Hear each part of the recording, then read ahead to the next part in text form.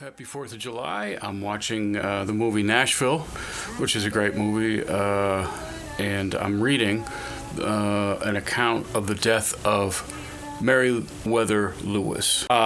It's an interesting book. It's in better shape than, the newspaper I got last week. And this is among my collection here that I cherish. It's probably not worth much, but it's just awesome to me that it's that old, it survived, and it survived. The portfolio from 1812. And this is the particulars of the death of Captain Lewis, of Lewis and Clark. The following letter from the author of American Ornithology, Birds, whatever the fuck. While on his late Western expedition in search of new subjects for his elegant publication, has excited much interest in the private circles to which it is hitherto been confined, and for which alone it was originally intended. So he originally intended this to be in his bird book, if you will. The writer has yielded to our solicitations for its appearance here, and the reader of taste and feeling will find both gratified by the perusal of this simple and, in some parts, affecting narrative. Natchez, Mississippi Territory, May 28th, 1811. So this was a book written by the bird person who was doing a bird book and who stayed at the inn that Captain Lewis died in. Not I think a day after he had left, and he got the first-hand account.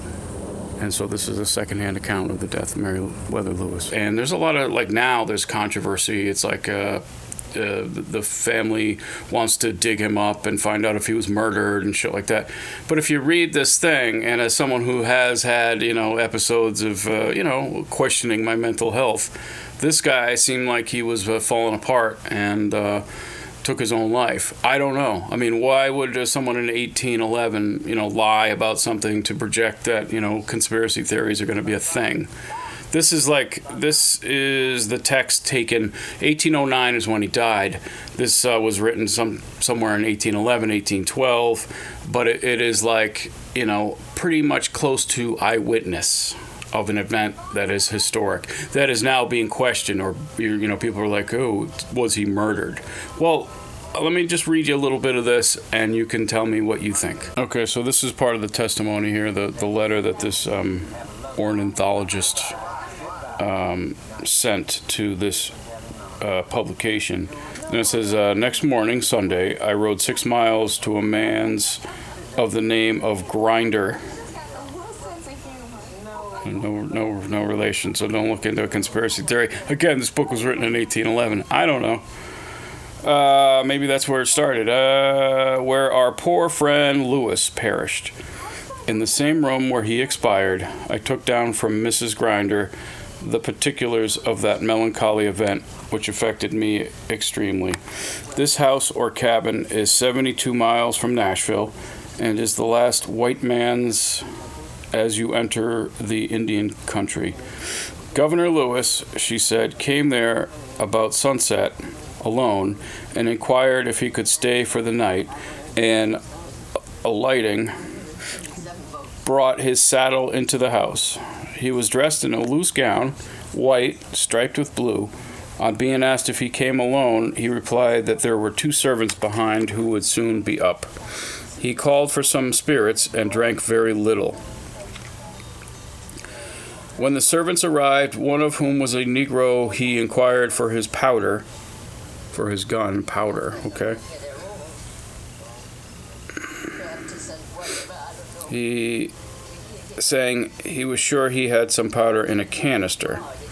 The servant gave no distinct reply, and Lewis, in the meanwhile, walked backwards and forwards before the door, talking to himself. Okay, so again, he seems to be clearly distressed. All right? Captain Lewis is in rough shape. He had already been, diagnosed as suffering from melancholy, which is a nice way of saying, bipolar or depression, whatever it was. it's hard to diagnose someone. Obviously, I don't know. I can barely diagnose myself. But this is someone who's clearly having a problem. Okay, and then so talking to himself.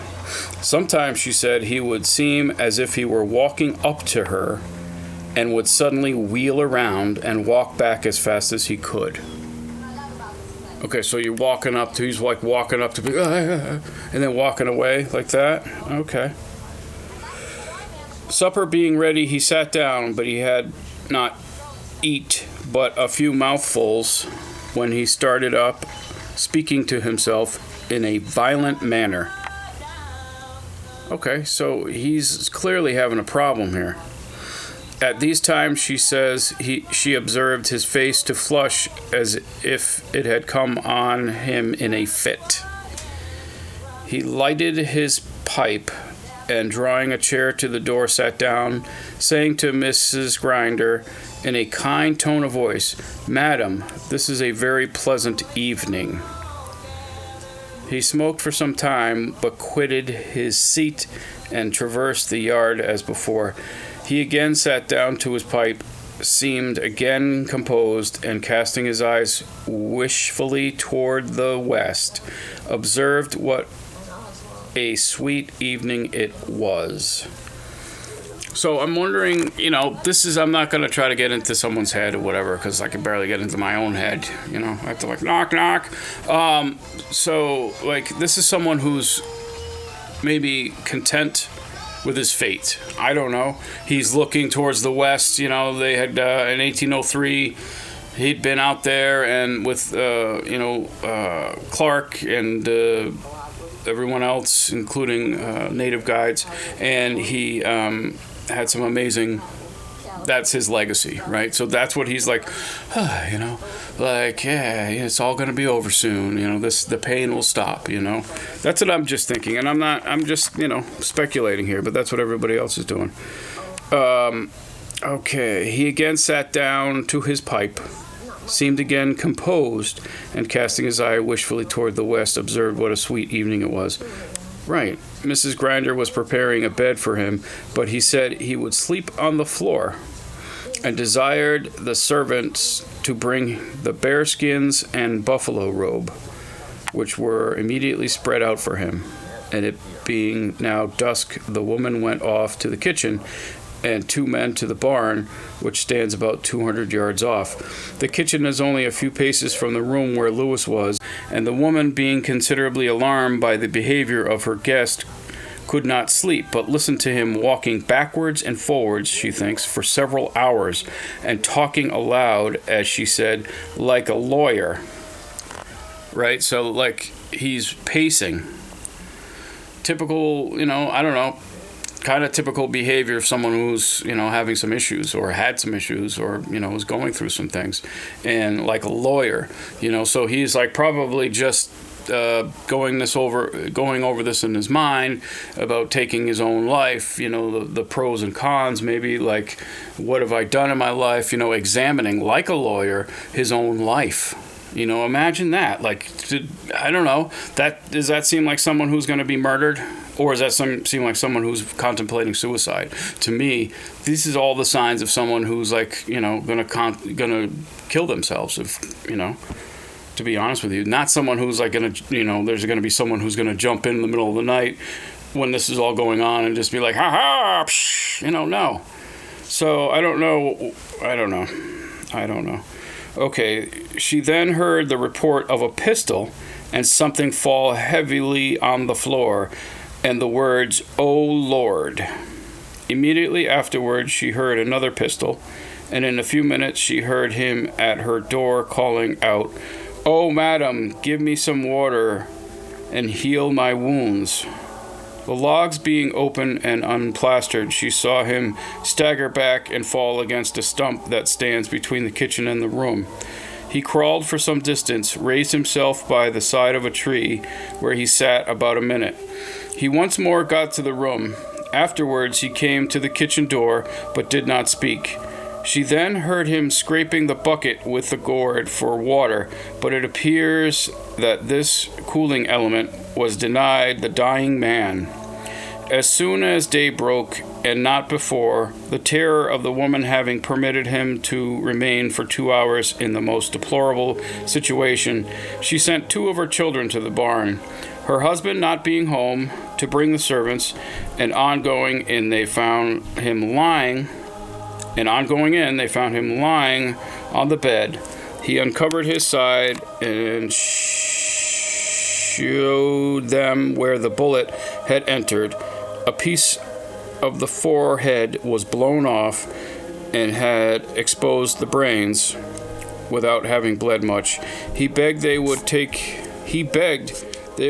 his rifle and blow his brains out, and he would give, this is pretty gruesome, he would give them all the money he had in his trunk. He was dying. He had shot himself, and he was lying on the bed, and he was asking them to finish him off.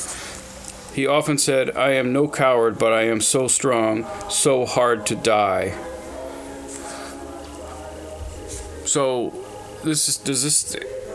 he was alive for a little while. If he had been shot, don't you think he would have mentioned that? I don't know. He begged the servant not to be afraid of him, for that he would not hurt him. He expired in about 2 hours, or just as the sun rose above the trees. He lies buried close by the common path, with a few loose rails thrown over his grave. I gave Grinder money to put a post fence around it, to shelter it from the hogs and from the wolves, and he gave me his written promise he would do it. I left this place in a very melancholy mood, which was not much allayed by the prospect of the gloomy and savage wilderness which I was entering alone. And then it goes on, and there's like a poem that he wrote and things like that. But I don't know, I'm going to guess that this testimonial is widely available today. I'm not like discovering anything new, and if I am, that's kind of cool. But this is written in 1812 about the 1809 death of Meriwether Lewis. And again, I'm reading it, and there's no, this book is authentic from the time period. There is no like political motivation to like cause, to make it like look like a suicide or make it look like a murder or anything else. This is the words, the second-hand account of the death. And from what I can gather, and what it sounds like, is that the man took his own life. Now, I don't know how they could have faked shit back then. I don't know. Did they have an equivalent of the Hollywood makeup artists back then? No. The stage and actors were, I just don't see that as a conspiracy. The man took his own life.